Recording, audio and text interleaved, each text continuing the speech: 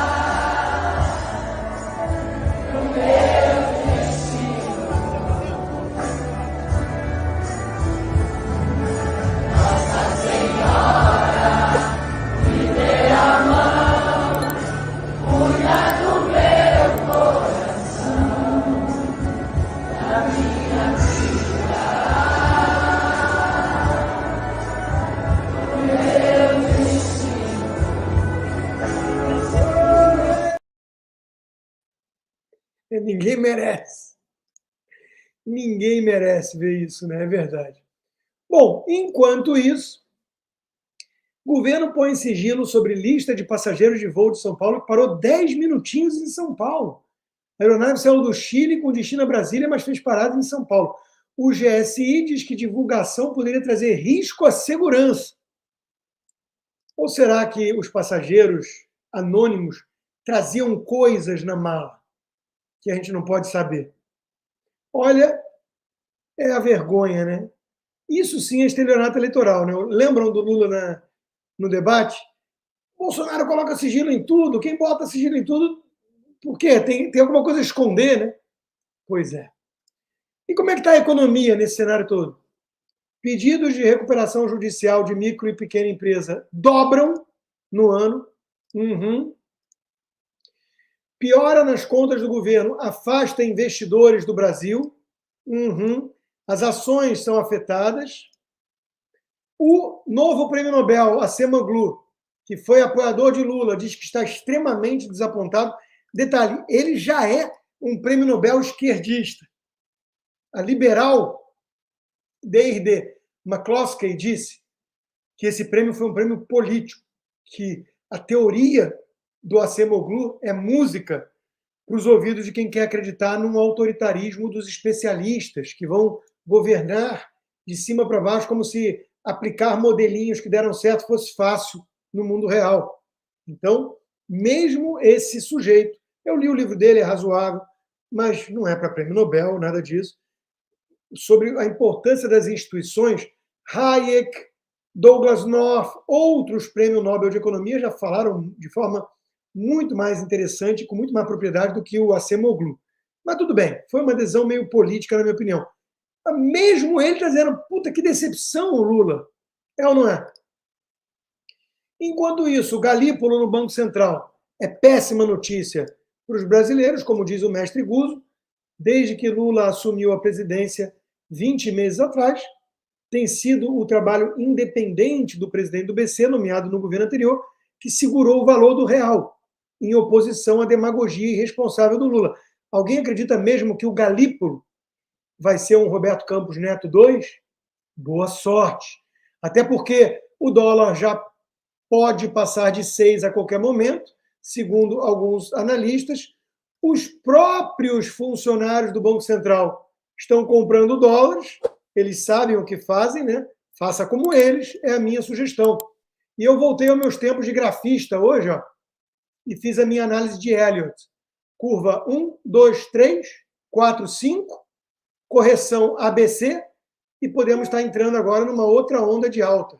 Seja o que Deus quiser. O meu dinheiro retido no Brasil, confiscado por um batedor de carteiras com toga, está derretendo em dólares, e é a moeda que me importa, né? Porque eu vivo aqui, sou americano. Então, ô Xande, dá uma janela, dá um waiver aí para poder mandar dinheiro para o exterior o quanto antes, né? Estou vendo meu dinheirinho, minha poupança no Brasil derretendo.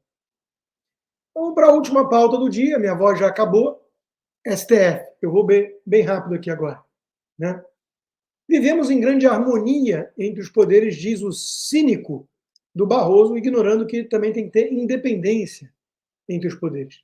Ele se gabou de ter enterrado aquela PEC do retrocesso, a do voto impresso. Ele disse, nós derrotamos o bolsonarismo num convescote de comunistas da Uni. Imagina se existisse imparcialidade no STF/TSE e independência entre os poderes. No fundo, o Barroso mente tanto, mas tanto, é tão cínico como o Lula, né, que é preciso entender a estratégia aqui. É o gaslighting. É uma forma de abuso psicológico e manipulação emocional. Consiste em fazer com que a vítima duvide dela mesma, da sua sanidade. Foi um caso que a pessoa ficava acendendo a luz e mentindo para a mulher, né? E quem descreveu isso foi uma esquerdista. Essa Bárbara é uma esquerdista. A Gazeta do Povo chama atenção no editorial de hoje para o dever da discrição entre juízes. Participação de ministros em eventos patrocinados por empresas, especialmente as que têm processos no STF, minam a credibilidade da corte, e isso é a ponta do iceberg. Temos que falar dos escândalos dos escritórios dos cônjuges. Vários têm, né? Então, é tudo muito promíscuo e escancarado nesse STF brasileiro. É várzea, é republiqueta das bananas. Veja que até nos Estados Unidos houve críticas em relação a alguns justices aceitando viagem que não chega nem perto dos escândalos brasileiros, e isso foi aqui um rebuliço, uma celeuma, e estão revendo todo o código de ética. Alguém imagina isso no Brasil?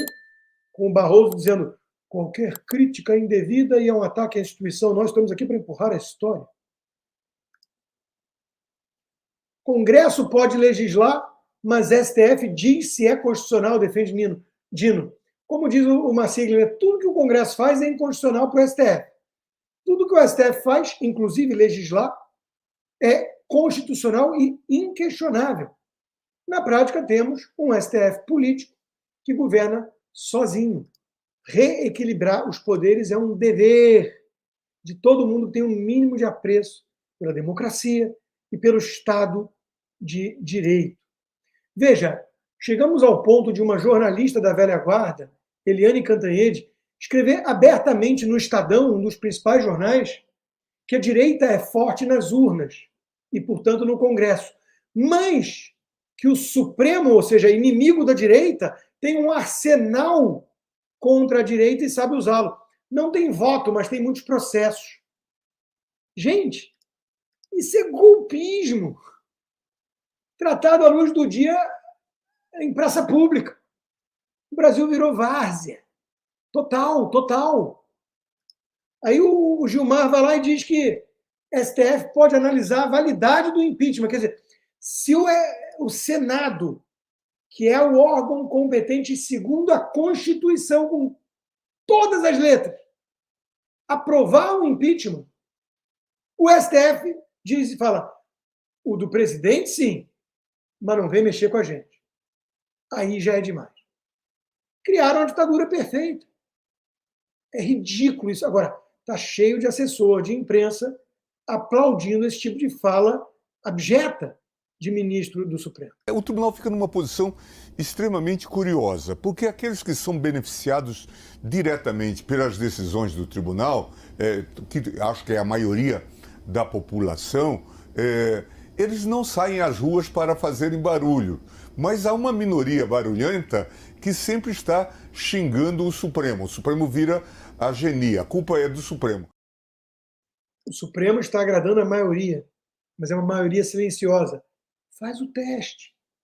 Entra em avião comercial em vez de jatinho da FAB. Vai dar uma passeada na Avenida Paulista no final de semana.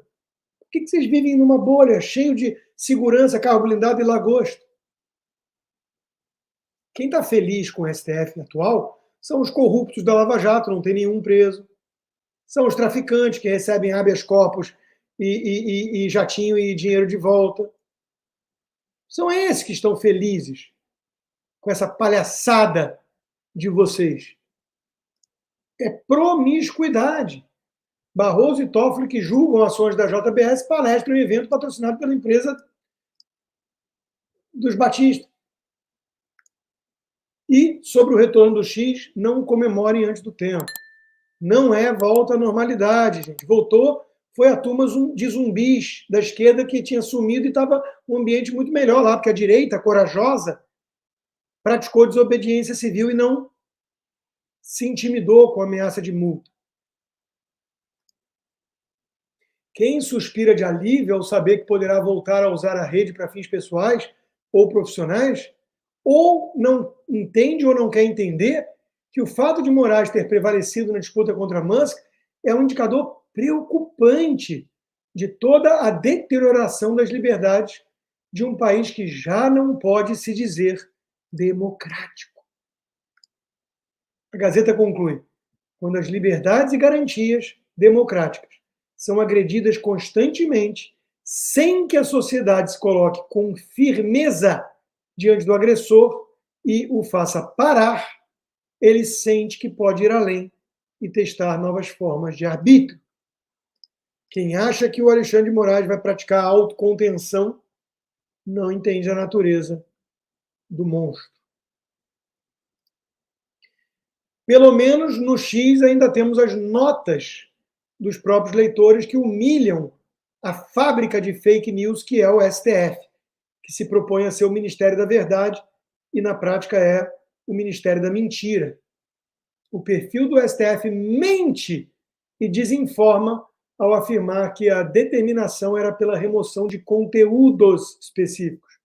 As ordens eram para remoção de perfis inteiros como o meu. Inclusive, se eu criar um novo, é derrubado. Ué, o que o perfil novo tem a ver com qualquer crime que eu possa ter cometido? O Lula preso tinha a conta ativa nas redes sociais.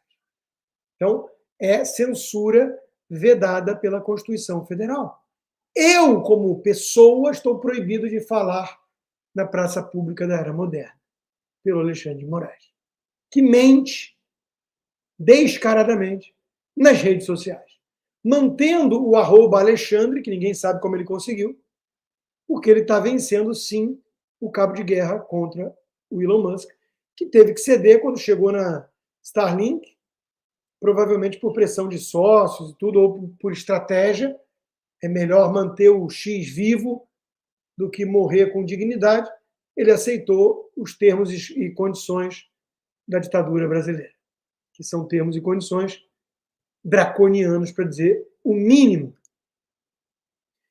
Advogado do Senado que deu parecer contra o impeachment de Moraes é fundador de escritório de advocacia, com mais de 100 processos no STF. Repito, a palavra que melhor define tudo isso é promiscuidade. Os donos do poder se lambuzam no esquema que eles montaram para se perpetuarem lá e expropriarem nossos recursos, enquanto que eles perseguem qualquer um que ousa criticá-los. Uma sigla sobre a suspensão do X faz um alerta muito importante. Foi um laboratório para 2026. Se nas eleições municipais desse ano tivemos uma imensa agressividade com as redes sociais, imagine em 2026, em que o frágil governo petista tornará real a chance da direita chegar ao poder. Por isso eu fiquei muito decepcionado com alguns bolsonaristas que aplaudiram Datena Tucano comunista, apoia o Boulos hoje, dando cadeirada em Pablo Marçal, ou o sistema falando em prender o Pablo Marçal, em censurar, e o próprio Tarcísio dizendo, tem que prender mesmo. Calma. O Rodrigo virou Marsalete, aí um bando de imbecil, falando besteira nas redes sociais. Deixa, eu defendo a liberdade dos nécios expressarem suas estultices até na minha live. Deixa. Agora, o fenômeno está aí para quem quiser ver. O Tarcísio aplaudindo o Alexandre de Moraes não vai enfrentar o sistema. E o sistema vai chegar lá na frente e vai escolher quem quer que ele ganhe. Talvez o Tarcísio acredite que ele vai ser o cavalo escolhido pelo sistema, assustado com o petismo. Pode ser. É uma aposta que tem alguma lógica, mas é arriscada, né? Porque até lá o sistema faz o que quiser. Essa que é a verdade.